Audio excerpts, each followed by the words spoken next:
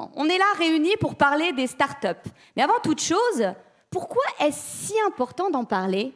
Quel rôle peuvent-elles jouer pour le développement de l'Afrique? Alors je vais le laisser finir de boire et puis... Un micro, très bien. Bonjour à tous. Donc, effectivement, c'est une bonne question. Pourquoi les startups, donc l'écosystème des startups est important pour l'Afrique?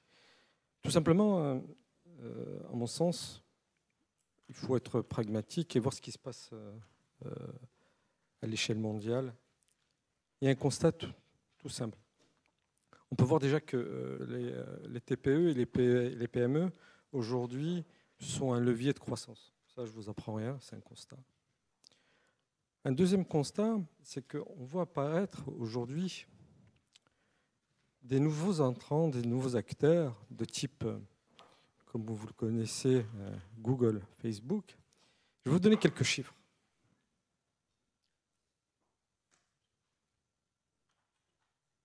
Le GAFA aujourd'hui représente un chiffre assez important. Et ici, on commence à les décortiquer. On peut s'apercevoir que la capitalisation boursière d'Apple est aujourd'hui à peu près égale au PIB de l'Arabie Saoudite. Celle de Google dépasse le PIB de l'Argentine. Et d'après les experts, dans un avenir très très proche, le GAFA sera la prochaine puissance économique mondiale.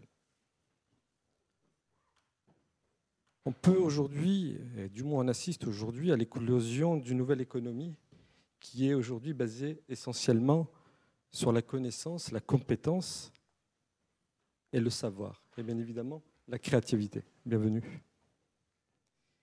La richesse, elle sera abstraite, immatérielle. Et par conséquent, nous devons, à notre échelle, au niveau du continent africain, apporter vraiment une attention à l'écosystème des startups. Donc, voilà. Alors, pourriez-vous un peu nous parler de l'expérience Smart Africa et quel rôle elle va jouer, cette expérience? Quel est l'enjeu réel? Alors, l'enjeu. Aujourd'hui, effectivement, Smart Africa est une très très belle initiative et je tiens à remercier Dr Touré et M. Paul Kagame pour avoir réussi à fédérer un ensemble de pays, aujourd'hui plus de 17 pays, qui, à travers l'Alliance, chaque pays porte un programme. La Tunisie, aujourd'hui, se positionne comme l'incubateur de l'écosystème des startups africaines.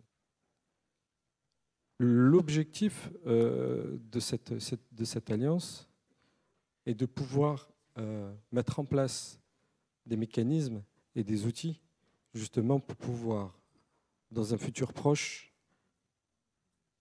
faire émerger des futurs champions africains. En parlant de champions, on en a un avec nous, Omar Cissé. Donc, bonjour Omar.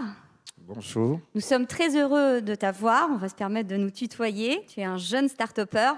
Et Omar va nous parler de son expérience inspirante, de ses réussites, mais aussi de ses échecs et des barrières qu'il a rencontrées pour nous expliquer en fait le parcours d'une start-up en Afrique. Vas-y. Très bien, merci beaucoup. Bonjour à tout le monde. Donc, peut-être pour revenir rapidement, effectivement, sur mon parcours, j'ai créé ma première start-up en étant à l'école. Au sortir de ma première formation, je suis diplômé, je suis ingénieur de conception en informatique formé à Dakar. J'ai décidé tout de suite de me lancer dans la mise en place d'une start-up qui travaillait surtout dans des projets pour l'État. Un des projets, le premier projet sur lequel on a travaillé, c'était sur Gaïndé 2000, qui aujourd'hui est devenue une entreprise gérée par Ibrahima ici, qui fait un excellent travail chez nous. Donc nous avons été un des premiers développeurs sur ce projet-là, avec des bonnes expériences, des mauvaises expériences, mais en tout cas, j'ai pu diriger la boîte jusqu'en 2010, qui aujourd'hui Cette boîte aujourd'hui est dans plusieurs pays africains et développe des solutions pour les États. Nous venons de finir l'informatisation de tout le port autonome de Dakar. Nous avons les systèmes marchés publics sur 5 pays et mes associés ont continué à développer cette entreprise. Au bout d'un certain nombre d'années d'expérience, je me suis dit que j'avais quand même quelque chose à partager avec les entrepreneurs. On a fait tout seul, jamais soutenu par une banque. Les incubateurs, on n'en avait jamais entendu parler, Ah oui. des Fab Labs, tout ça, c'est vraiment tout nouveau.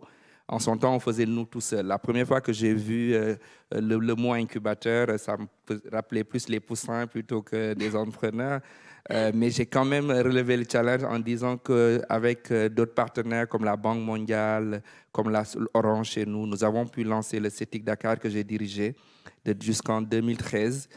Et nous avons pu accompagner des centaines d'entrepreneurs à mettre en place leur entreprise. On leur donnait les locaux en centre-ville et on donnait de l'accompagnement. L'idée, c'est de bâtir un modèle qui puisse s'équilibrer financièrement au bout de 5 ans. Comme vous le savez, en Afrique et principalement partout dans le monde, d'ailleurs, les incubateurs sont tous soutenus publiquement. En Afrique, ce sont des initiatives qui ne marchent pas forcément de manière pérenne parce que l'État, à un moment donné, se retire et autres. Nous en avons fait un modèle entrepreneurial. Aujourd'hui, la plupart des ressources de l'incubateur sont générées par l'incubateur par un modèle assez innovant. Après cela, je me suis rendu compte que l'accompagnement des entrepreneurs ne suffisait pas. Sans financement, les entrepreneurs ne réussiraient pas. Avec mon associé Olivier Furdel, qui est venu, à qui j'ai demandé de venir s'installer à Dakar, nous avons lancé un fonds d'investissement qui s'appelle Teranga Capital, donc, qui aujourd'hui investit dans des PME. Nous avons pu mobiliser 5 millions d'euros. Nous investissons dans des PME entre 75 000 et 300 000 euros de besoins, qui ont un besoin de financement entre 75 000 et 300 000 euros. Nous venons de faire notre 3e investissement le mois dernier. L'objectif, c'est qu'à partir de l'année prochaine, nous en faisions 6 par année, excusez-moi. Après tout cela, j'ai quand même voulu revenir, en tout cas, remettre la main dans le cambouis. Et donc, j'ai décidé de lancer une start-up panafricaine. Une start-up qui pourrait ne pas être perçue comme une entreprise sénégalaise, mais qui serait dans tous les pays africains. Je me suis intéressé à une problématique assez simple. Chez nous, partout en Afrique subsaharienne, on voit que beaucoup de moyens de paiement naissent sur le mobile payment, beaucoup de systèmes de transfert d'argent.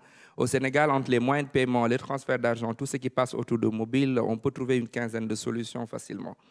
Le marchand est confronté au problème que même pour servir les produits d'Orange, il lui faut 2 à 3 téléphones, les produits de MTN, il faut 2 téléphones, les produits de Safaricom, il faut 2 téléphones.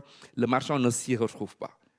Nous avons développé une plateforme unique qui permet d'intégrer tous ces moyens de paiement et de distribuer un large catalogue de services, de l'airtime, de l'assurance, du transfert d'argent sur un même terminal qui peut être mobile. Donc, vous êtes parti d'un constat au niveau de votre marché pour apporter une solution. Exactement. Et en matière de financement, avez-vous eu des problèmes de financement ? Nous sommes partis d'un financement propre. J'ai la chance d'être dans une famille d'ingénieurs où on a pu développer la solution en interne, la première brique. Mais ce que le monsieur disait tout à l'heure dans l'open innovation est extrêmement important et je souscris entièrement aux 10 points qu'il a énumérés. Et le financement reste un enjeu clé. Et la manière dont on a pu résoudre cela, c'est à un moment donné de nous rapprocher d'un grand groupe français qui est Total, qui avait cette problématique-là et qui était prête à travailler sur cette problématique sans savoir quelle était la solution. Nous sommes entrés ensemble en labo. Nous avons commencé en janvier-février 2014.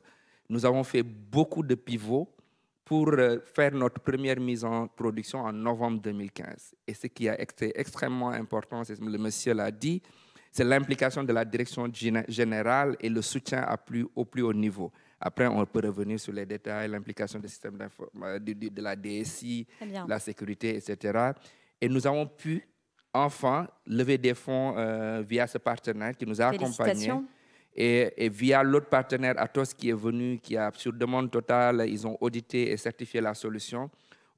Après l'audit, ils ont demandé à intégrer le capital et aujourd'hui, nous sommes 3 dans le tour de table. Alors, vous avez eu beaucoup de chance. Malheureusement, de nombreux start-upers ont une difficulté de financement. Et c'est d'ailleurs la question que je vais poser à Agnès, maître, qui était en bas, qui attendait, et on est vraiment navrés puisqu'on a enchaîné. Alors, Agnès Maître, vous travaillez pour l'Agence française de développement, et je pense que le sujet du financement vous interpelle. Pourriez-vous nous en parler un peu plus? Oui, donc l'AFD excusez-moi, gère des projets de financement publics orientés vers les États et les entreprises publiques. Et Proparco, notre filiale, s'adresse au financement du secteur privé. Donc, pour le financement direct des fonds, c'est plutôt Proparco. Par contre, l'AFD, en tant qu'organisme de développement public, contribue dans une démarche de développement de l'écosystème, qui peut être à travers le développement, par exemple, d'un fonds gouvernemental dans certains pays. Ça peut être également dans le développement d'un environnement juridique et réglementaire favorable aux startups. Et puis, il y a tout l'aspect développement de l'écosystème, donc avec l'encouragement des incubateurs, des espaces de coworking, des Fab Labs. Il y a également tout l'aspect fédération de tout l'écosystème des startups, leur permettre d'émerger en tant qu'entité nationale, d'échanger des bonnes pratiques, d'avoir un espace pour se développer. Et enfin, très important également, tout l'aspect formation. Donc l'AFD peut intervenir pour favoriser le développement de modèles de formation, à la fois sur des formations très techniques et puis des formations à l'entrepreneuriat. Très bien, donc vous n'êtes pas uniquement sur le financement. Vous intervenez sur d'autres aspects. Tout à fait, oui. D'accord. Et pour ces jeunes start-upers, s'ils étaient là, présents avec nous, comment ils doivent faire pour vous approcher? Comment ça se passe dans la réalité? Alors, dans la réalité, en fait, nous intervenons beaucoup à travers l'écosystème. Donc, nos premiers contacts sont des incubateurs ou des partenaires locaux. Et puis, également, à travers notre filiale privée, Proparco, enfin, filiale du secteur qui s'adresse au secteur privé, Proparco. Très bien. Alors, en parlant d'incubateur, d'aide, d'accompagnement, je pense qu'il est temps de discuter avec Sarah Arcache, qui est responsable du pôle numérique de l'Institut français, qui va nous présenter le Digital Lab Africa. Bonjour à tous. Alors, je suis ravie d'être ici pour vous parler du Digital Lab Africa, qui est un incubateur ou un tremplin, pour éviter la référence au poussin dont parlait le monsieur tout à l'heure. C'est un tremplin pour la production de contenu digital en Afrique, qui a été lancé par l'Institut français d'Afrique du Sud et l'ambassade de France en Afrique du Sud, pardon, et qui a pour objectif d'accompagner et de favoriser les coproductions sur les contenus numériques entre la France et les pays africains sur l'Afrique subsaharienne dans 5 domaines. La production de réalité virtuelle, la production de jeux vidéo, la production de web création et de contenu transmédia, la production de plateformes pour les musiques en ligne et enfin, et c'est nouveau pour cette deuxième édition 2017-2018, la production de contenu d'animation innovant. Donc c'est un incubateur qui se déploie en 3 étapes. D'abord, il y a un appel à projet sur tout le continent, sur toute l'Afrique subsaharienne. Sur cette première édition 2016, l'an dernier, il y a eu plus de 520 projets qui ont été déposés depuis 35 pays. L'aspect panafricain est assez important pour l'incubateur. L'aspect aussi francophone et anglophone est important pour cet incubateur. Une fois ces projets sélectionnés avec un consortium de partenaires français et africains, je rajoute que ce Digital Lab est soutenu par Trace et Lagardère Studio. Une fois donc à la lecture de toutes ces candidatures, il y a une présélection qui se fait avec un... Sur quels critères, pardon ? Alors, il y a un critère artistique, évidemment. Il y a un critère aussi d'adaptation au marché, c'est-à-dire que ce sont des projets qui vont ensuite rentrer en coproduction entre la France et un autre pays africain et qui doivent pouvoir intégrer les 2 marchés. Donc voilà, il y a l'aspect culturel, l'aspect innovant et l'aspect international aussi, qui est important, la capacité à se développer sur les différents marchés. Et d'ailleurs, ça se retrouve ensuite dans l'accompagnement, puisque les projets vont être accompagnés par un parrain français et un parrain de l'un des pays africains participants.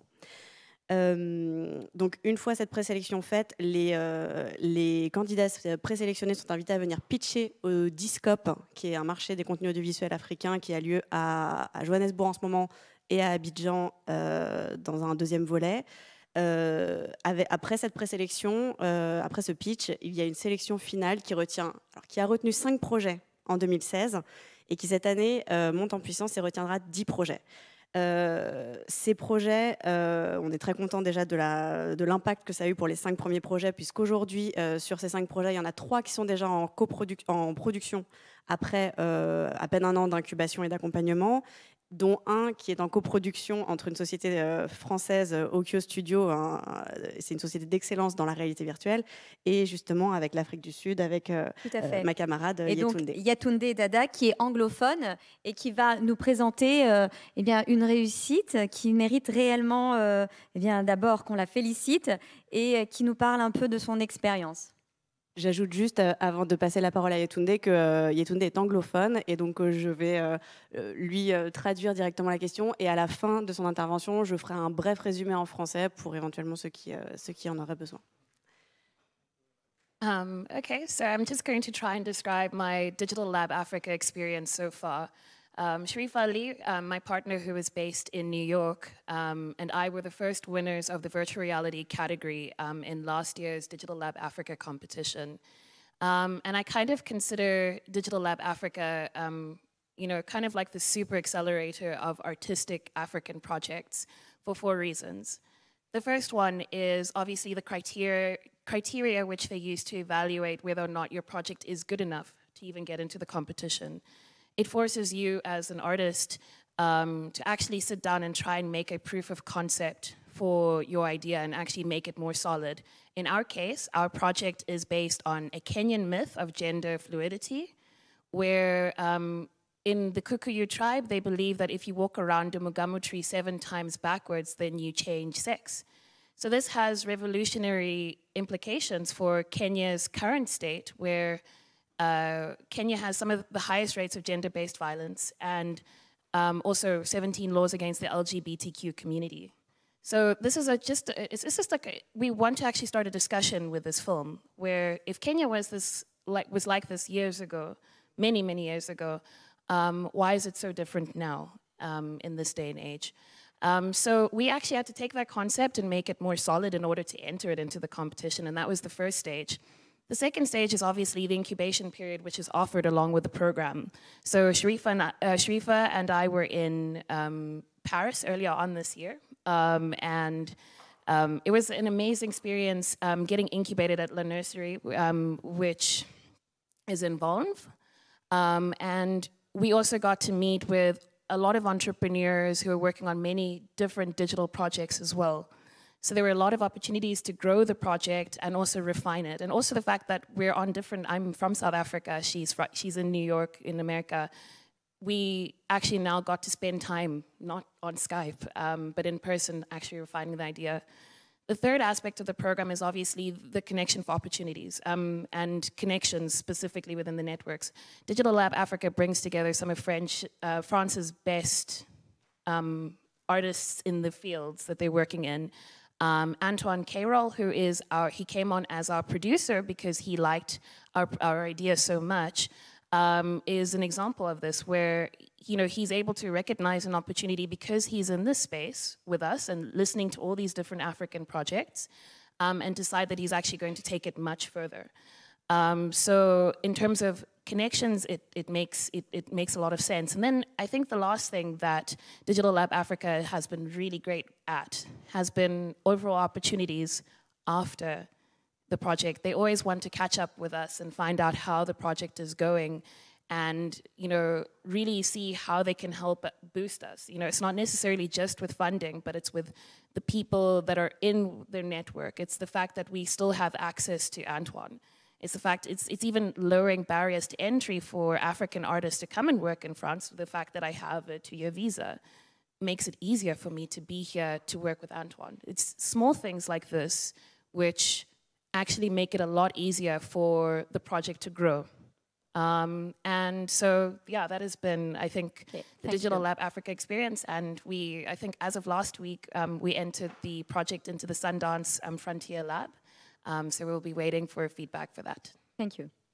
Je traduis rapidement. En résumé, ce qui a été important pour elle dans sa participation et son accompagnement par le Digital Lab Africa, c'est que dans le process déjà de préparation de candidature, ils ont dû, en tant qu'artistes, consolider leur projet et, afin qu'il soit sur des bases plus solides qu'un simple projet artistique. C'est un projet en fait qui est basé sur un mythe qui vient du Kenya sur le changement de sexe. Alors c'est assez complexe parce que c'est dans un pays où les droits des LGBT connaissent certaines difficultés. Donc c'est un projet aussi engagé artistiquement et socialement.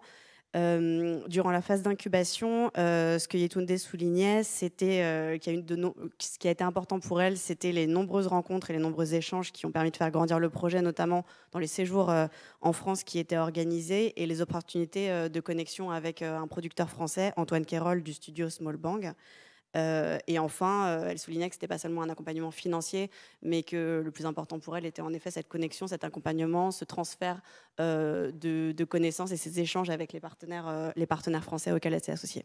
Tout à fait. Alors, on comprend que parmi les difficultés des startups reste le financement, l'accompagnement et les incubateurs jouent un grand rôle, ainsi que tous les organismes d'accompagnement pour leur réussite. Alors, moi, j'ai appris des 3 journées. Je sais que vous aimez poser des questions et vous avez raison. Du coup, on a réservé un peu de temps du temps assez important en question. Donc, on va réellement passer à vous pour qu'on puisse échanger. L'objectif de ce panel, c'est évidemment d'avoir des recommandations pour Abidjan. Donc, il faudrait qu'on ait de la matière pour le 29 et le 30 novembre à Abidjan à présenter au sommet pour leur dire, voilà, pour nos startups, ce qu'il nous faut. Donc, je prends vos questions. Monsieur là-bas ?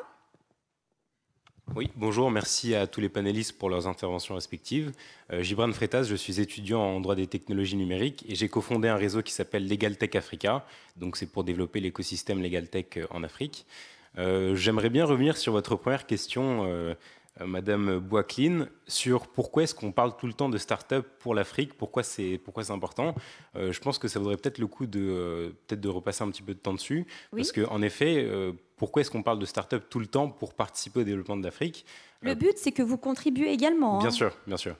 Est-ce que c'est parce que, pour X raisons, on n'a pas assez de solutions de la part des gouvernements, ou pour d'autres raisons, parce qu'il faut repenser des modèles qui ne sont pas encore appliqués autre part dans le monde, qui respectent notamment plus l'écologie, etc. Donc c'est moi qui vous pose la question, pourquoi finalement est-ce que c'est quelque chose qu'on identifie tellement pour le développement de l'Afrique sur les startups ? Merci. Qui souhaite répondre ? Nous avons des spécialistes des startups.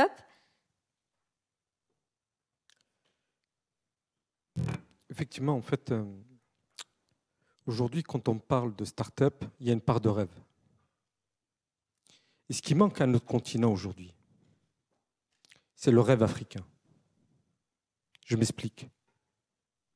Aujourd'hui, je suis heureux d'avoir à mes côtés des gens qui ont réussi. Mais est-ce qu'on le sait ? Notre jeunesse, à qui elle s'identifie aujourd'hui ?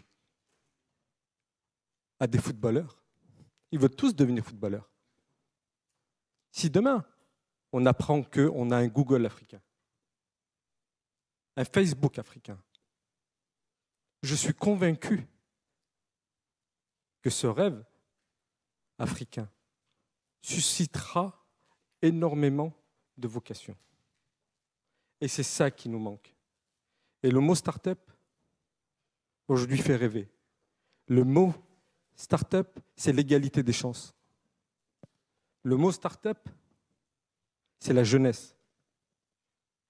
Donc, c'est l'une des raisons pour laquelle Smart Africa, dans sa stratégie, dans sa vision, a mis au centre de son activité la dimension start-up. Et nous, la Tunisie, on nous a confié ce projet. Nous travaillons sur un fonds de fonds, 100 millions d'euros. En parallèle, nous travaillons sur un cadre réglementaire, justement pour pouvoir incuber l'écosystème des startups africaines. Aujourd'hui, il y a énormément d'initiatives et c'est très bien.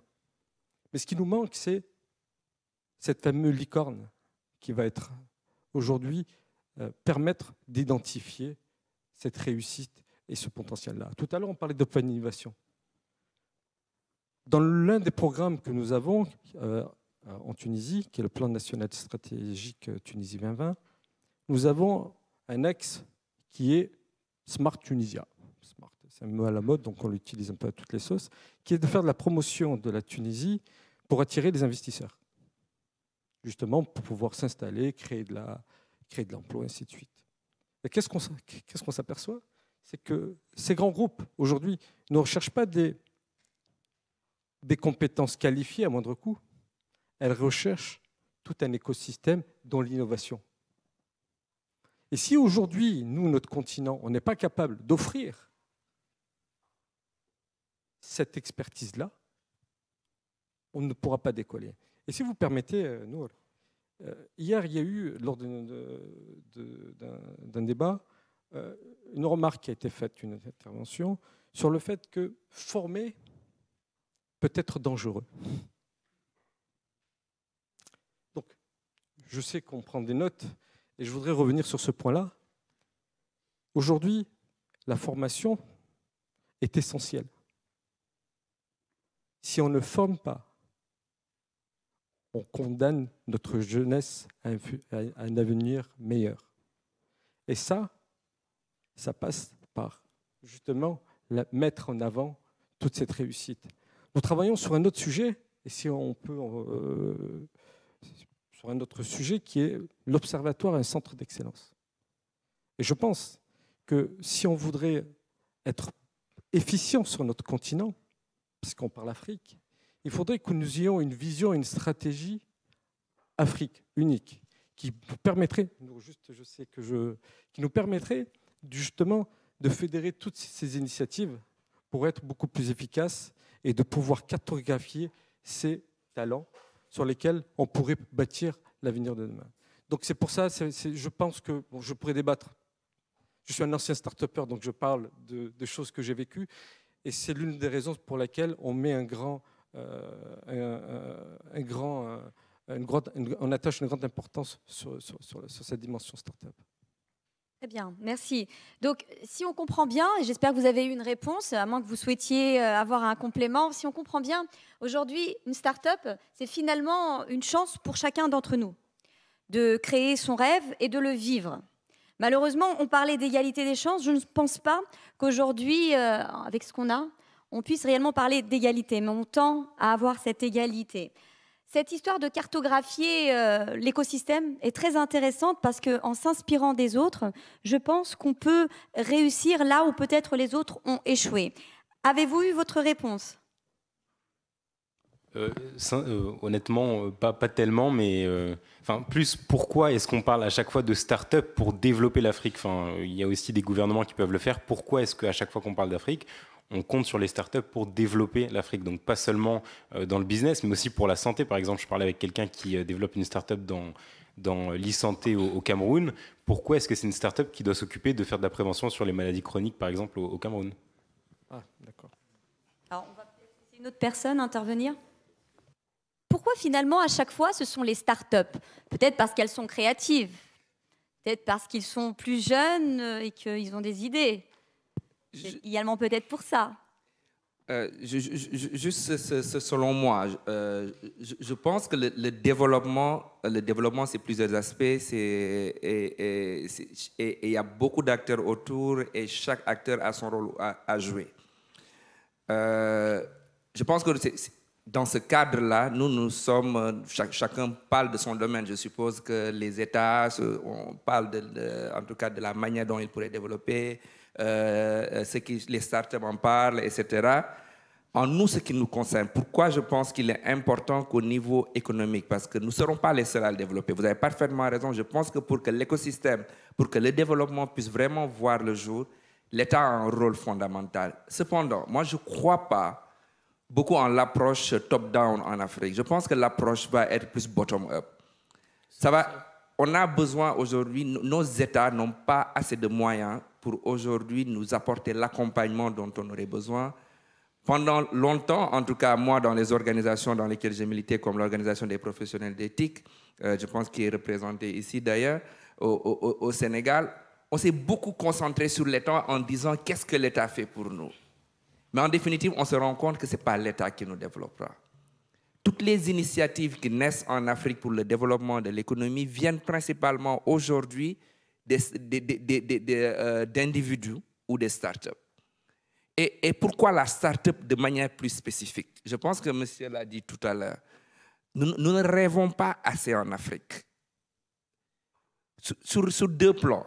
Un des plans, c'est qu'en interne, nous avons besoin nous-mêmes de croire en un avenir meilleur. Et cet avenir-là, je pense que les startups ont une réponse à cela. Pas toute la réponse, mais ont une réponse. Une startup comme la nôtre, nous sommes passés de 4 personnes il y a 2 ans à une centaine de personnes aujourd'hui, à 200 dans 1 an. Je pense que difficilement, on trouvera des mécanismes qui peuvent inciter cela. Et un des aspects importants dont monsieur a parlé tout à l'heure, monsieur a dit, quand on parle de ces startups-là, on ne les connaît pas. On ne connaît pas ces personnes qui peuvent faire rêver. Et malheureusement, dans tous nos pays, quand vous entendez la radio, je ne parle même pas encore de l'étranger, on écoute la radio du matin jusqu'au soir. Je ne parle même pas du footballeur qui, pour moi, quand même fait des choses. On parle de la politique. Et quand on parle de la politique, on parle de la personne qui a peut-être eu un cas de viol, je veux dire, l'Afrique, ce n'est pas ça. Est-ce qu'on va continuer à maintenir cette vue de l'Afrique? Cependant, il ne nous faut pas tomber dans un certain piège. Moi, j'ai eu une grosse frustration quand je dirigeais encore l'incubateur de Dakar, le CITIC Dakar. Malheureusement, beaucoup utilisent cela soit pour leur promotion personnelle ou pour la promotion de leurs organisations à d'autres objectifs. Il ne faut pas que la notion de start-up reste juste une notion de hype. Il ne faut pas qu'on se dise, OK, on va mettre en avant les jeunes qui vont faire des pitchers de beaux projets, sachant que ces projets-là, tout le monde sait que ça ne marchera jamais. Pendant longtemps, on a encouragé des choses juste pour faire le buzz. On n'a pas besoin de buzz.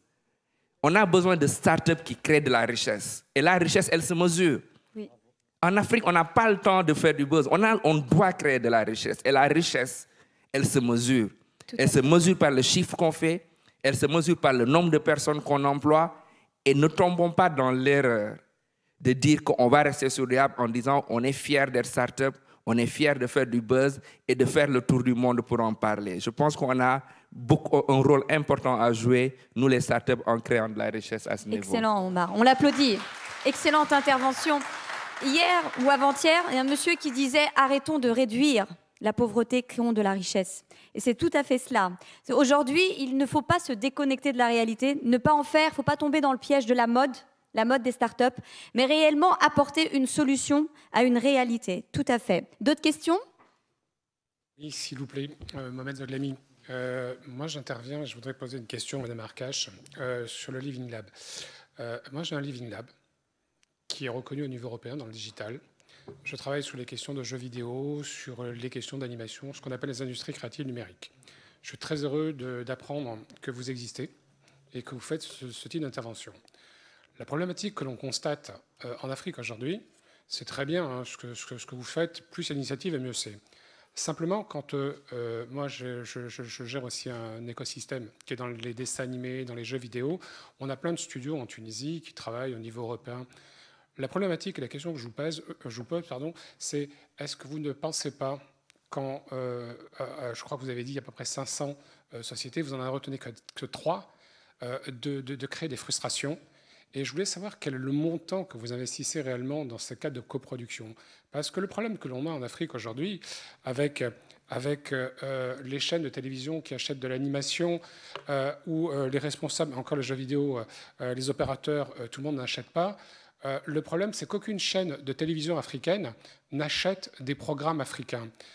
Ils préfèrent acheter des programmes asiatiques tout prêts, ficelés, avec toute l'identité, toute l'histoire africaine qui est faite en Chine, qui est faite en Corée, qui est faite en Japon et qui nous est imposée. Donc, vous parlez de coproduction, mais je connais à peu près les montants et c'est très difficile parce que quand vous faites de la coproduction avec les studios français, c'est très bien, mais personne ne nous retient parce que soi-disant on n'a pas la qualité, on n'a pas les compétences, qu'on n'est pas bon. C'est très bien que vous ayez cette initiative, mais il faut revenir aussi à la réalité des choses et c'est la question que je voulais vous poser. Très bien. Alors, en effet, je vous réponds sur l'export des contenus tout préparés qui viennent d'Asie en Afrique. C'est justement ce à quoi veut répondre. Alors, on sait qu'on ne réglera pas avec un seul programme, hein. C'est une initiative qui est portée par une institution avec des partenaires privés importants, africains et français, qui vont aider en effet 5 projets l'an dernier, 10 projets, et il est en train de monter en puissance d'année en année.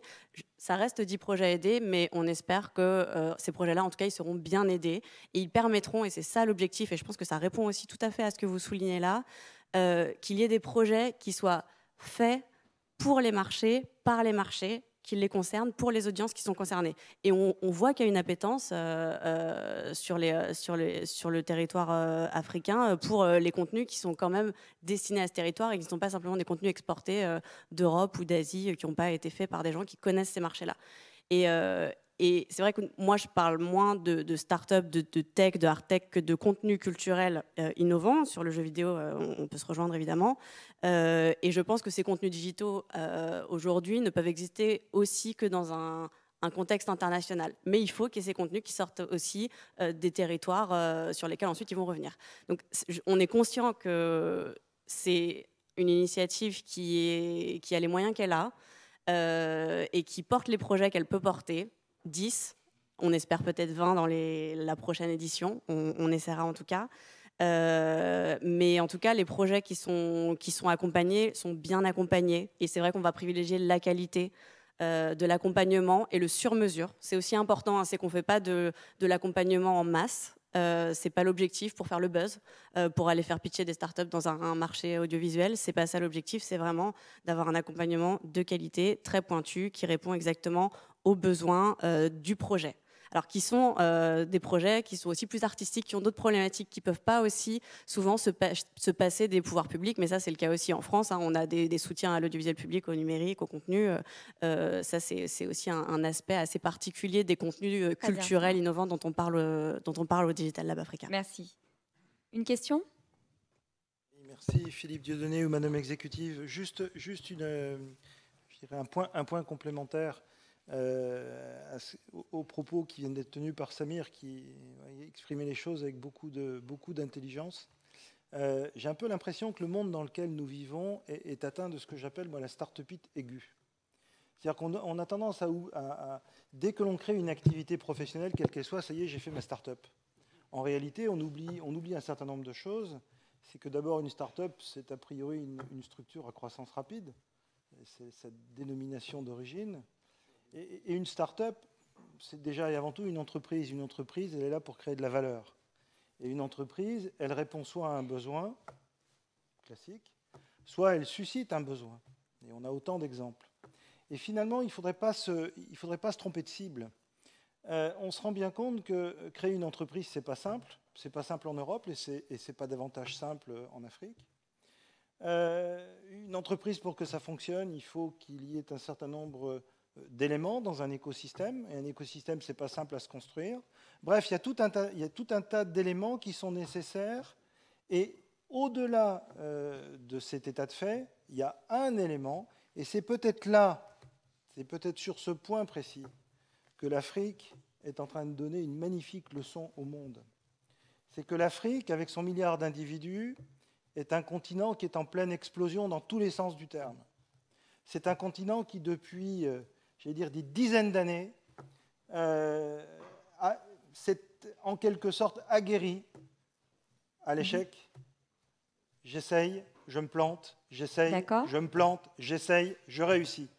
Et ça, c'est typiquement start-up. C'est-à-dire que quand on va aux États-Unis, on ne va pas vous demander si vous avez réussi, on va vous demander combien de fois vous avez échoué.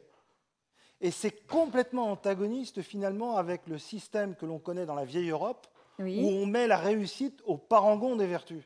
Et donc la recommandation ou la question ? Et donc la recommandation, c'est qu'il ne faut pas se noyer dans les mots, et il ne faut jamais oublier qu'une start-up, quel que soit son objet, elle est déjà là pour créer de la valeur. D'accord. Une question, sinon une... Non, très bien, merci. Alors le monsieur ici, puis après la jeune femme. Oui, bonjour, donc Aurélien Duval-Delort, Orange. Je vous regarde, je n'ai pas arrêté. Ok, donc Aurélien Duval-Delort, Orange. Moi, je suis intrapreneur au sein d'Orange. un truc assez nouveau qui est arrivé cette année. Donc ça veut dire qu'on essaie de créer des startups au sein d'Orange. Monsieur là-bas va me dire, vous êtes atteint de start-upite aiguë. Oui, c'est pas faux, mais c'est aussi parce qu'on se rend compte que c'est un bon moyen de créer l'innovation, essayer par l'échec et tenter des choses en dehors des process de la grande entreprise. Bon, après, mon point, c'est vraiment d'essayer de répondre à la question qui était posée en introduction, à savoir comment on fait pour aider les startups en Afrique. Mais justement, ma startup essaye de répondre aux besoins des startups, en sens où, quand on regarde l'Afrique, qu'est-ce que c'est le problème? Un des problèmes majeurs, c'est qu'en fait, il y a 54 pays et qu'on est sur un marché atomisé, éclaté. Donc une startup tunisienne, elle va travailler pour quelques millions de clients potentiels, si jamais elle avait 100% de part de marché, ce qui est bien sûr irréaliste, pour la Tunisie. On va avoir comme ça des startups dans 54 pays qui à chaque fois regardent leur marché local. Mais si on veut une licorne panafricaine, il faut qu'elle soit panafricaine, justement. Il faut qu'elle ait un marché global, il faut un marché panafricain. Et sinon, voilà, une innovation technologique, elle n'a pas de frontières. Très bien. Il faut absolument qu'on franchisse ça. Et donc, ce que j'essaye de faire, et j'espère que vous entendrez parler bientôt, c'est proposer justement un guichet unique qui permet aux entreprises de déployer leurs innovations digitales à travers toute l'Afrique, à travers un seul contrat, un seul paiement, parce que je pense que c'est ça qui peut développer, on va dire, débloquer l'innovation. Très bien. Donc, j'avais expliqué tout à l'heure l'initiative Smart Africa, qui a objectif, justement, de mettre le doigt sur ce que vous venez de dire. Sachant qu'aujourd'hui, nous travaillons sur un centre d'excellence et un observatoire, justement pour fédérer toutes ces initiatives et mettre en avant un marché qui a été annoncé par Smart Africa, qui est de l'ordre de 300 milliards de dollars. Effectivement, aujourd'hui, il y a une opportunité business pour nos startups et il est impératif que nos startups africaines en bénéficient. Donc, votre initiative, je vous invite à venir rejoindre les choses qui sont en train de se faire pour éviter de refaire les choses. Excellent. Monsieur ? Merci beaucoup, madame. Alors, je voudrais juste faire une contribution dans la logique en fait, des startups pour avoir également eu une expérience dessus, puisque j'ai monté un incubateur il y a pratiquement 25 ans à Dakar, qui était sans doute le premier à s'interroger à cette question. Et c'est l'incubateur lui-même qui a échoué, parce que c'était une start-up. Alors, je reviens sur comment est-ce qu'il faut considérer en fait une start-up. Je pense qu'il y a les gens qui sont à la première année de naissance, qui sont au stade des idées et du rêve. Et ces gens-là, ils ont besoin d'un incubateur. Leur première expérience, ça ne doit pas être des fonds pour aller directement sur un marché et porter leurs idées, parce que le taux de mortalité est très élevé à ce niveau. Et on a l'habitude de mettre tout le monde dans un seul sac start-up. Alors que pour moi, il y a des start-up qui n'ont pas encore échoué. Et comme le disait monsieur, des start-up qui ont beaucoup échoué. Et c'est celles qui ont beaucoup échoué qui ont de la valeur parce qu'elles sont peut-être sur la prochaine opération. Alors quand je vois des fonds comme ProParco ou d'autres fonds qui sont là pour accompagner les start-up, je pense qu'il faut autant insister sur la mise en place d'incubateurs très efficaces qui donnent un encadrement qu'il faut, qui donnent des skills en marketing parfois et approche de marché que les gens n'ont pas, que sur le financement des startups. C'est deux choses complémentaires et qu'il ne faut pas seulement se dire je m'intéresse à des startups, mais je ne m'intéresse pas à ceux qui les solidifient au préalable, qui peut être cet incubateur. Donc c'est la contribution que je voulais apporter. C'est indissociable pour vous et complémentaire. Très bien. Une question là-bas au fond, la jeune femme. Oui. Oui, bonjour, je suis Franciane Abassan, je suis productrice et spécialement en animation, mais aussi en documentaire. Et j'ai signé une coproduction avec un jeune studio d'animation au Nigeria, à Lagos. Et par exemple, ce projet, je l'ai découvert au Discope d'Abidjan. Il n'était pas pitché. C'était des rencontres, comme on fait ici, des rencontres entre deux sessions. Et j'ai vu les images et ça m'a plu. Mais j'ai vu qu'il y avait des petites choses à corriger. Par exemple, c'est un 11 minutes. Si je veux, en tant que société française, en coproduction avec une société nigériane, si je veux, par exemple, recapitaliser, reproduire le 11 minutes, le pilote en question pour le proposer aux chaînes de télévision, qui sont mes clients, comment je peux faire pour avoir un soutien, par exemple, pour cette jeune société nigériane, pour que ses équipes soient renforcées et refaire le pilote. Et pour refaire un pilote de 11 minutes, c'est 3 mois de travail. Donc comment est-ce qu'à ce moment-là, le Digital Lab peut rentrer en... Est-ce qu'on peut proposer ce pilote on au va essayer Digital d'être Lab? rapide, parce qu'on a encore quelques questions et le temps nous presse. Alors j'aurais besoin d'en savoir un tout petit peu plus sur le projet, et notamment l'un des critères principaux pour postuler au Digital Lab, c'est l'aspect digital du projet. Donc c'est un web documentaire peut-être. Enfin, non, c'est une série d'animation. C'est une série d'animation, ouais. D'accord.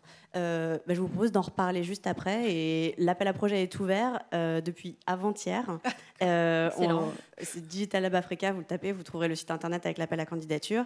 Et je peux tout à fait vous mettre en relation aussi avec mes collègues en Afrique du Sud pour en discuter. Je voulais savoir si aussi c'était ouvert aux longs métrages d'animation faits en Afrique. Alors, je pense qu'on pourrait régler ces petits points après, sinon, voilà, parce qu'il y a encore d'autres questions. Vous voyez ça après, et puis j'espère que vous trouverez une solution. Alors, monsieur.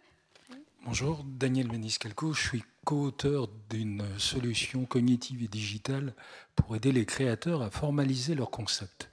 Moi, j'ai 2 recommandations qui me paraissent importantes. La première, rapidement, s'il vous plaît. Pour booster l'innovation, il faut booster la créativité.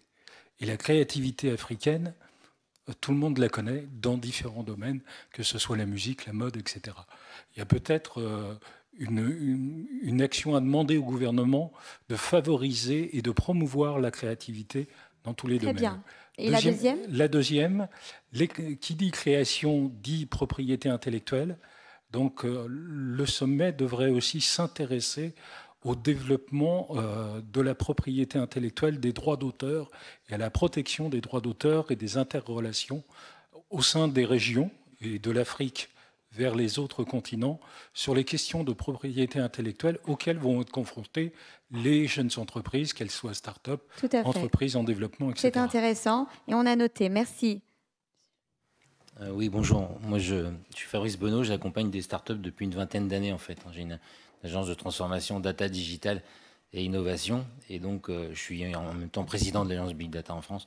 Bon, j'accompagne des startups en France donc depuis 1997. J'investis dans des startups en France. On a à peu près les mêmes problématiques en France qu'en Afrique au niveau des startups.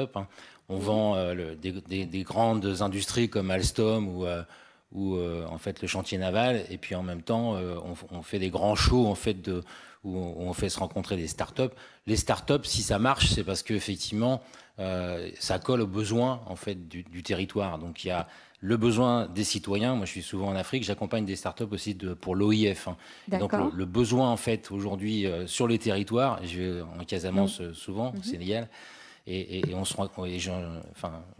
J'aide quelques entrepreneurs au Sénégal, et en fait leurs besoins, en fait, c'est ce qui était rappelé tout à l'heure, c'est pas d'accéder à des fonds financiers, etc. Ça, c'est ce que pensent d'être accompagné également. C'est ce que pensent les startups au début. Il nous faut de l'argent. C'est pas comme ça qu'on fait. Moi, j'accompagne des démarches d'innovation, d'open innovation qui s'appuient sur l'intelligence collective. Et en fait, il faut embarquer 360 degrés l'ensemble des acteurs avec des clients, en fait. Avec EDF, nous, on mène des grandes démarches en fait, d'innovation territoriale, par exemple sur l'Adour, etc. On embarque des gens comme Veolia, Alstom, TIGF, et votre recommandation, etc., des chercheurs, des écoles. Donc, on embarque l'ensemble des acteurs. Et avec ça, en fait, on crée des solutions qui correspondent exactement aux besoins. Et donc, on n'a pas besoin, comme on a les premiers clients, on n'a pas besoin d'aller chercher des fonds et je ne sais pas quoi. Et on ne cherche pas non plus des startups qui vont devenir milliardaires, etc. Ça, c'est encore le fantasme de la startup. On a besoin d'avoir des multitudes de startups sur les territoires qui s'attachent. Et avec l'OIF, on accompagne des startups qui règlent des problématiques de déchets ménagers, enfin de choses tout à fait pragmatiques en fait sur le territoire. On s'en fout d'avoir des fonds pour une startup qui va réunir toute l'Afrique. Le message est clair. On n'a plus beaucoup de temps. Je suis vraiment navrée. Une dernière question et on a le... Voilà, monsieur.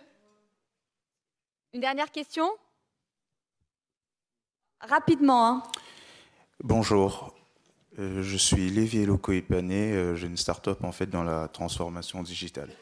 Alors mon intervention en fait, elle rejoint celle du monsieur tout à l'heure sur le rôle des institutions et notamment celle de l'État justement.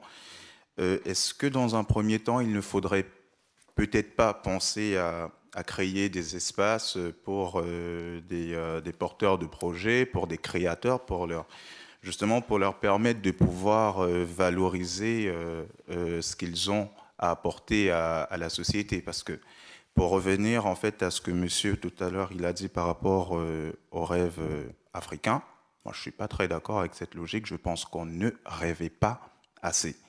Mais au jour d'aujourd'hui, le problème c'est quoi comparé par exemple au football, pour rester dans votre même exemple, c'est que on a l'impression en fait que le football nous donne un accès un tout petit peu plus privilégié de pouvoir prouver ce qu'on veut, ce qu'on vaut réellement.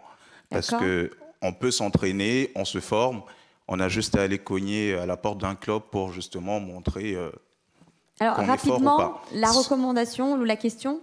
Donc, justement, quels sont Pardon. Allez-y, allez. Pardon. Justement, quelles sont justement des stratégies... On va écouter sa question, s'il vous plaît. Quelles sont les stratégies qu'on pourrait mettre en place pour permettre à nous, créateurs, à nous, porteurs de projets, de pouvoir valoriser ce qu'on vaut, de pouvoir s'exprimer? Très bien, c'était la dernière question, donc une réponse. Qui souhaite répondre? Oui, pour l'État. Donc, effectivement, je pense qu'il faut dissocier les rôles et les responsabilités des uns et des autres. Ce que tu as précisé tout à l'heure, c'est effectivement l'approche qu'on amène, une approche bottom-up. Aujourd'hui, l'État ne connaît pas réellement les besoins. C'est les acteurs qui sont sur le terrain qui connaissent les problématiques et leurs solutions. Donc, juste à titre indicatif, aujourd'hui, il y a énormément de choses qui sont en train de se faire à l'heure actuelle. L'État a pour rôle d'être un facilitateur, c'est-à-dire mettre un écosystème favorable justement pour pouvoir booster cette innovation. Déjà d'une part. Nous, qu'est-ce qu'on a détecté? Parce qu'on a mené une approche Open Innovation, c'est-à-dire que le projet de loi sur lequel on est en train de travailler, qui va passer prochainement au Parlement, a touché énormément de sujets. À titre d'exemple, si vous permettez, je vais rapidement, vite, ça va très, mais c'est important parce que nous, ce qu'on a détecté, un problème de barrière psychologique, dans le sens où manque d'inspiration, absence de filet de sauvetage, peur de la précarité financière, l'accompagnement des startups, ce qui a été dit, et un cadre juridique et administratif non adéquat. Ensuite, sur quel axe on a travaillé? Startup Act a mis en place un framework d'investissement. Je vous ai parlé tout à l'heure que nous démarrons sur un fonds de fonds à hauteur de 100 millions d'euros. Sur le talent pool et sur l'inclusion. Rapidement, on a vraiment très bien, ouais, c'est important. Il y a plusieurs volets sur lesquels il a fallu qu'on travaille, parce que c'est des sujets importants, parce que l'État a un rôle à jouer, et ce sont des choses qui sont assez critiques et assez difficiles. Nous travaillons sur le projet de loi qui va être prochainement opérationnel, va permettre, à titre d'exemple, de mettre en place une bourse. Qu'est-ce que ça veut dire une bourse? Permettre à l'entrepreneur qui est aujourd'hui actuellement en fonction de se lancer dans l'entrepreneuriat. Permettre de pouvoir oser l'entreprendre. Pouvoir créer et liquider très facilement les startups. Aujourd'hui, par exemple, on n'a pas de SAS en Tunisie, si je parle. Donc, tous ces types d'actions, tous ces types de problématiques, l'État a un rôle à jouer et a des devoirs pour justement être félicité. Et ensuite, il va falloir que chacun aussi se prenne en charge. Très bien. Alors, merci. Le mot de la fin, si vous deviez donner votre recommandation, vous, professionnels et experts des startups, quel serait votre mot? On commence par Agnès. Votre mot pour Abidjan?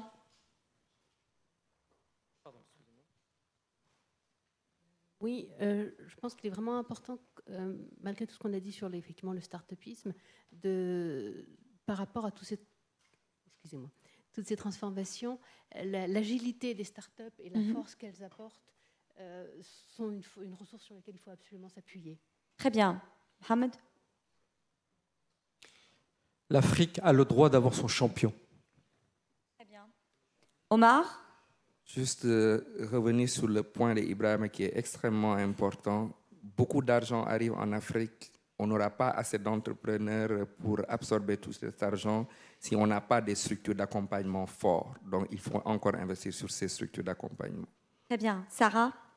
Oui, je reprendrai l'idée que pour l'industrie des contenus, en tout cas, il est important de collaborer à l'international et de favoriser les coproductions. Yetunde? For me, it's that government actually promotes startups and not small businesses, because it's startups that drive the growth. Merci beaucoup. Merci à tous les participants. On les applaudit.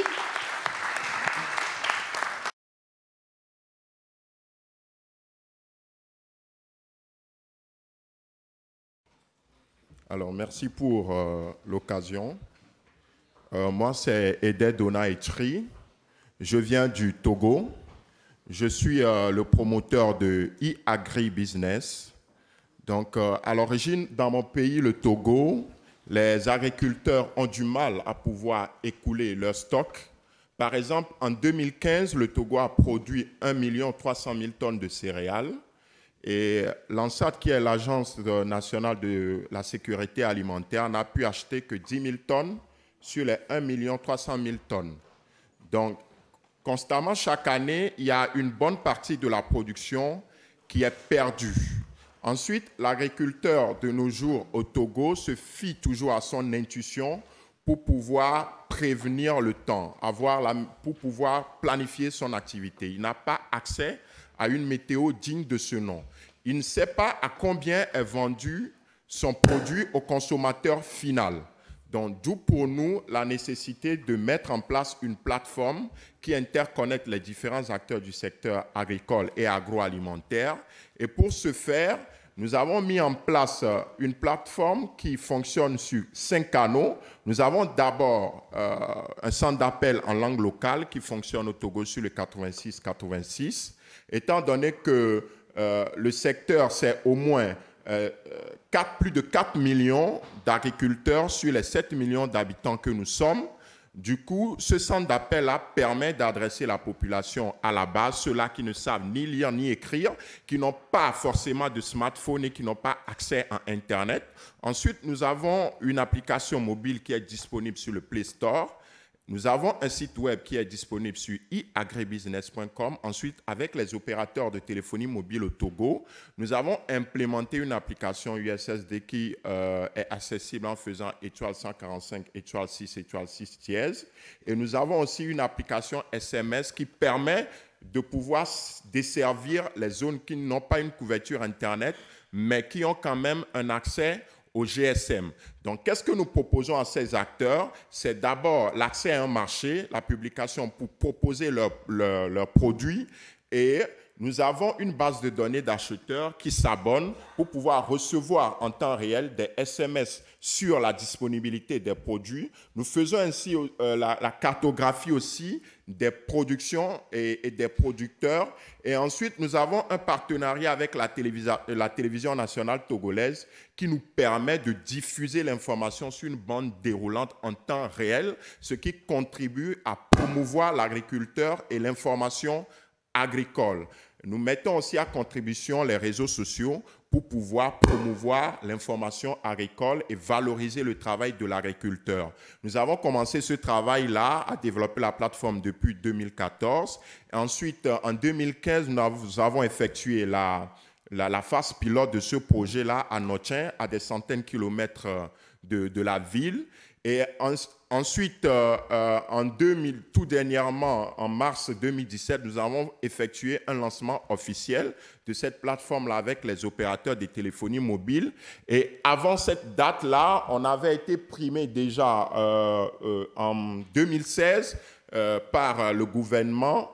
On a reçu les premiers prix des applications innovantes au Togo. Et après, il y a eu SIOMAG aussi qui nous a accompagnés avec le ministère des Postes et de l'économie numérique, avec le tour qui a été fait, le Digital Tour 2017, où nous avons aussi reçu le premier prix du Hackathon Agri-PME. Et c'est aussi le lieu de vraiment remercier CIOMAG et ses partenaires pour ces subventions qu'on a reçues au travers de ces concours-là. Et ce sont ces multiples subventions qui nous permettent au jour d'aujourd'hui de tenir debout jusqu'à maintenant et d'aller de l'avant. Et la bonne nouvelle, heureusement, c'est qu'aujourd'hui, nous sommes déjà à plus de 3700 utilisateurs pour cette plateforme depuis mars 2017. Et nous adressons déjà 5 pays, en plus de notre pays, le Togo, en l'occurrence le Bénin, le Burkina Faso, la Côte d'Ivoire, le Mali, la Guinée et le Burkina Faso. Voilà, donc voilà à peu près nos startups. Et déjà, nous travaillons pour former les agriculteurs sur toute l'étendue du territoire national. Nous en avons déjà formé plus de 500 agriculteurs. Nous avons travaillé déjà avec plus de 3 coopératives agricoles. Et ensuite, au jour d'aujourd'hui, nous avons un partenariat avec la CETOP, qui est la coordination des organisations paysannes du Togo, une coopérative de plus de 500 000 membres agriculteurs, producteurs. Et aujourd'hui, notre défi, c'est de pouvoir former le plus grand nombre avec cette association-là. Et dans les 3 années à venir, pouvoir atteindre au moins 30 000 utilisateurs actifs afin de déployer aussi des services financiers tels que l'épargne agricole, le financement des agriculteurs qui se révèle aussi être une problématique du secteur. Et ensuite aussi s'attaquer à l'assurance de l'agriculteur parce que c'est quasi inexistant au Togo, que ce soit l'assurance santé, l'individuel accident, la perte de récolte, l'assurance du matériel agricole. Ce sont vraiment des défis pour nous à relever aujourd'hui. Et pour moi, aujourd'hui, ce sera une occasion pour nous de pouvoir en même temps lancer un appel à toute bonne volonté qui voudrait bien se joindre à nous parce que cette plateforme-là est réplicable dans n'importe quel pays, nos problèmes étant pratiquement les mêmes. Et nous avons les bras ouverts pour pouvoir travailler avec des partenaires qui vont nous accompagner à aller de l'avant. Donc, c'est là à peu près ma présentation. Et quel message j'ai pour le sommet Union africaine, Union européenne? C'est-à-dire qu'aujourd'hui, on parle partout de start-up et de partout, ça fuse. Mais quand je prends le cas de mon pays, nous n'avons pas réellement un environnement qui permet de nous accompagner à la base, que ce soit sur le plan juridique, que ce soit sur le plan fiscal.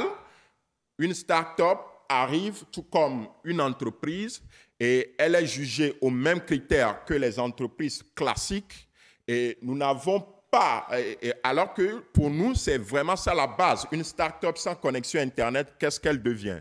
Une start-up sans un emplacement, sans des accompagnateurs, qu'est-ce que cela devient? Donc pour nous, il s'agira aussi de leur demander de voir quelles sont les bases réelles qui peuvent être mises dans les pays comme le Togo pour pouvoir vraiment asseoir des bases qui nous permettront d'accompagner des jeunes comme nous qui avons choisi de relever les défis dans nos pays. Je vous remercie. Merci Aweya, bonsoir à toutes et à tous. J'aimerais, si tu le permets, Aweya, répondre d'abord à l'un des intervenants, puisqu'il y a eu un débat sur la place accordée aux startups et sur la pertinence. Et moi, je crois que la démocratisation de la création d'entreprises, c'est un fait. Quand vous vous interrogez pour savoir pourquoi on accorde une place si importante aux startups, c'est d'abord parce que c'est une réalité économique en Afrique et qu'il y a de la création d'entreprises. Deuxième point, ça crée des emplois. Quelle est l'utilité des startups? Ça crée des emplois. Les startups, c'est quoi? C'est des TPE, c'est des très petites entreprises à croissance rapide. Et c'est un outil qui permet de créer des emplois. Ça ne sert à rien de les opposer aux PME, aux grands groupes ou à l'État. Chacun a son rôle. Et il faut plutôt encourager cette dynamique entrepreneuriale. Ensuite, ça offre des solutions concrètes.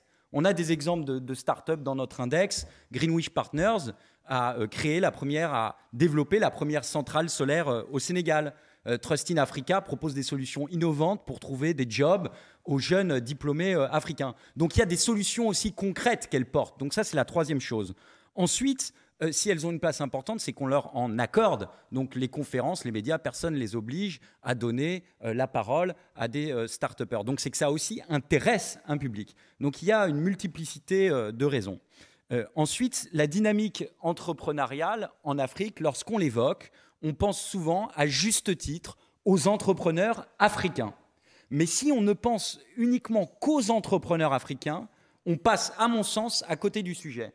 Si vous prenez les levées de fonds qui sont réalisées par ces TPE à croissance rapide, par ces start-up africaines, selon les différentes méthodologies, les différentes études, Disrupt Africa, vous aurez 150 ou 160 millions d'euros de levée. Si vous prenez Partech, vous aurez 360 millions. Peut-être qu'elles ne sont pas complètes, ces méthodologies, mais enfin, c'est un chiffre qui demeure restreint par rapport à la taille du continent et aux opportunités.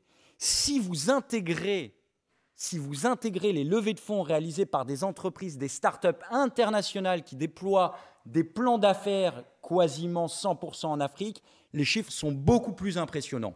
Exemple, Mobisol en Allemagne, exemple Off-Grid électrique en Californie, exemple Alliance minière responsable, start-up française en Guinée, 200 millions levés, Greenwich Partners, 400 millions levés, un peu plus de 400 millions. Et ça, c'est aujourd'hui la vraie dynamique entrepreneuriale qu'il y a aussi sur le continent, parce qu'il attire des talents du monde entier. Cette dynamique de croissance, cette zone d'innovation attire des talents d'Europe, d'Asie, d'Amérique du Nord. Donc ça, c'est un point important. La France, dans ce mouvement, c'est une force qui est motrice et qui est accompagnatrice. Motrice parce qu'on le constate tous aujourd'hui, en France, il y a une révolution entrepreneuriale qui est actée par des faits, par des chiffres. L'année passée, 2,7 milliards d'investis dans des startups. C'est le plus grand montant pour le capital investissement devant l'Allemagne, devant l'Angleterre. Alors, il ne s'agit pas de battre l'Allemagne ou l'Angleterre, ce n'est pas le but. La question, c'est de savoir qu'est-ce qu'on a réellement, quantitativement, mis dans des entreprises pour qu'elles croient, parce que le sujet, c'est effectivement de ne pas demeurer à des TPE, mais bien de créer des ETI, des PME, et pourquoi pas des grands groupes à terme. Accompagnatrice, pourquoi? Parce que sur le continent, la France, elle déploie, elle soutient des incubateurs, elle soutient des réseaux d'incubateurs. Exemple, Bondinov, qui a fait une cartographie très fine des incubateurs et qui aujourd'hui propose de standardiser les process de ces structures de soutien, parce qu'on peut lever tous les capitaux qu'on veut, il faut des projets qui soient les réceptacles. Et ça prend un peu plus de temps de structurer des projets que de lever des fonds. L'index Up 40, c'est une manifestation de la vitalité de nos startups françaises sur le continent. On l'a créé au sein du MEDEF International parce que le MEDEF International est un outil intéressant pour nous dans cette perspective de collaboration et d'alliance avec des PME et des grands groupes. On n'a pas la religion des startups. Notre but n'est pas d'opposer les types de structures entre elles, mais de travailler ensemble. Cet index, il rassemble des entreprises qui réalisent entre 0 et 10 millions d'euros de chiffre d'affaires annuel, dont au moins un tiers en Afrique. Ce sont des entreprises qui sont issues de l'ensemble du territoire et des dom-toms, qui représentent toute la vitalité de l'entrepreneuriat en France. Donc on a 10 secteurs représentés, 30 entreprises, et elles font réellement du business. Elles ont, l'année dernière, investi 30 millions d'euros en Afrique, créé 200 emplois en 2016, et en 2017, c'est 90 millions d'euros que ces 30 entreprises vont investir en Afrique, et elles auront créé 300 emplois supplémentaires. Donc il y a une réalité économique derrière ces TPE à croissance rapide. Les objectifs de cet index, ils sont multiples. Le premier, c'est d'essayer de porter une nouvelle stratégie économique française sur le continent qui soit fondée sur 3 piliers, la transition climatique, la transformation digitale et l'entrepreneuriat. L'entrepreneuriat, je l'ai dit, pour la question de la création d'emplois, d'insertion sociale, c'est un outil intéressant pour faire face, parce que l'explosion démographique, vous le savez très bien, vous aurez un nombre de jeunes diplômés qui vont arriver sur les marchés du travail qu'il faudra bien absorber. La transition climatique, parce que ça préempte de nombreux enjeux sur le continent, stress hydrique, déforestation, urbanisation galopante, modification des rendements agricoles, qui entraînent des migrations internes incontrôlées. On parle beaucoup de la crise migratoire chez nous, mais la majorité des migrations sont sud-sud, et ça déstabilise aussi les États dans le sud. Donc la transition climatique, ce n'est pas qu'une affaire environnementaliste, c'est une question économique. Et là, des entreprises peuvent avoir des solutions opérantes, opérationnelles, intéressantes. Il faut que dans une compétition ouverte, la France ait une valeur ajoutée. Et une de ces valeurs ajoutées, une de ces signatures possibles, c'est la transition climatique, c'est la transformation digitale et c'est l'entrepreneuriat. Deuxième objectif, c'est de tracer nos données, parce qu'on parle beaucoup d'entrepreneuriat, mais il y a très peu de données disponibles. Donc la première chose à faire, c'est que nous, on fasse cet exercice d'agréger nos données pour caractériser notre force et avoir une influence collective. Parce que ce qu'on veut, c'est évidemment faire évoluer les réglementations. C'est donner des impulsions pour qu'il y ait plus de capital risque, de capital investissement. Donc ça, c'est le deuxième objectif. Troisième objectif, c'est évidemment de créer des alliances avec nos homologues africains. Et quatrième objectif, c'est aussi d'attirer le regard sur des trajectoires individuelles à succès et dire que la France, elle change aussi, la France, elle change aussi, plus vite généralement que le regard porté sur elle. Donc l'Afrique change, mais la France change également. Et parmi l'index, vous avez un nombre très divers d'entreprises.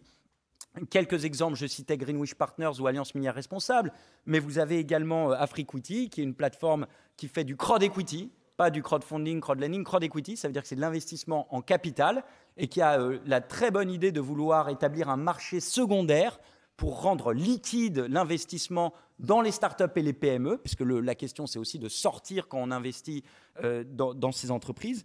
Vous avez des groupes d'assurance, vous avez Win-Win Afrique qui par exemple promeut des projets de développement par le sport de façon originale, en intégrant des développements immobiliers pour qu'il y ait une pérennité économique. Vous avez